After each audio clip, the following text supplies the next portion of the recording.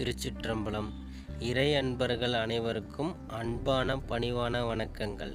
இன்னைக்கு ஆலயம் அறிவோம் சேனலில் மார்ச் 8ஆம் தேதி மகா சிவராத்திரி அன்று சிதம்பரத்தை சுற்றியுள்ள பாடல் பெற்ற பழமையான சிவ ஆலயங்களை தரிசிக்கலாம் வாங்க.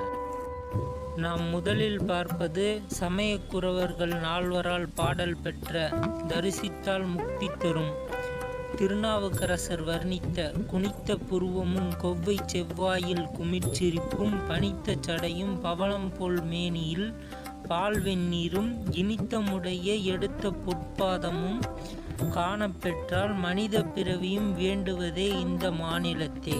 அதாவது தில்லை நடராஜரின் அழகை பார்த்தால் மனிதனாக பிறந்ததே இன்பம் என தோன்றுமா?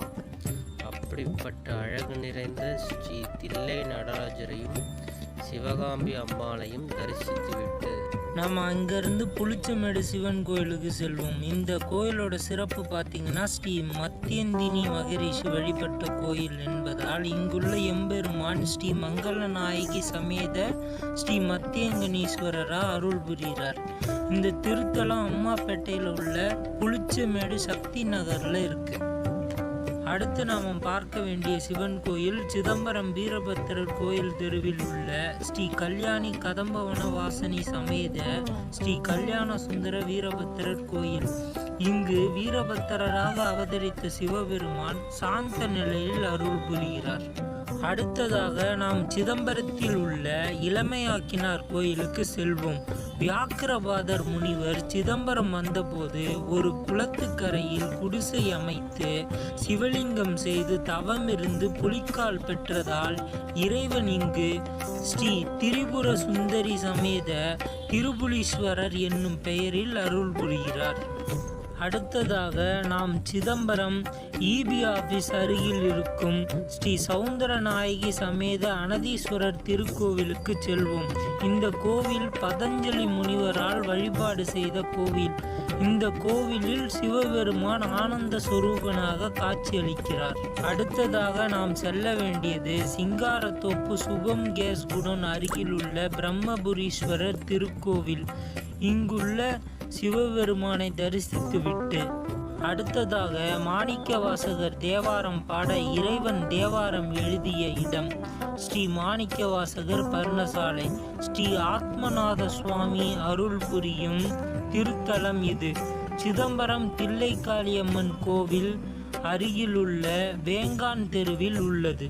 அடுத்ததாக அண்ணாமலை நகர் திருவட்குளம் அருகில் உள்ள மகாபாரத அர்ஜுனனுக்கு சிவபெருமானால் பாசுபதம் என்கிற அஸ்திரம் வழங்கிய அருள்மிகு சர்க்குணம்பாள் சமேத பாசுபதேஸ்வரர் திருக்கோவில்.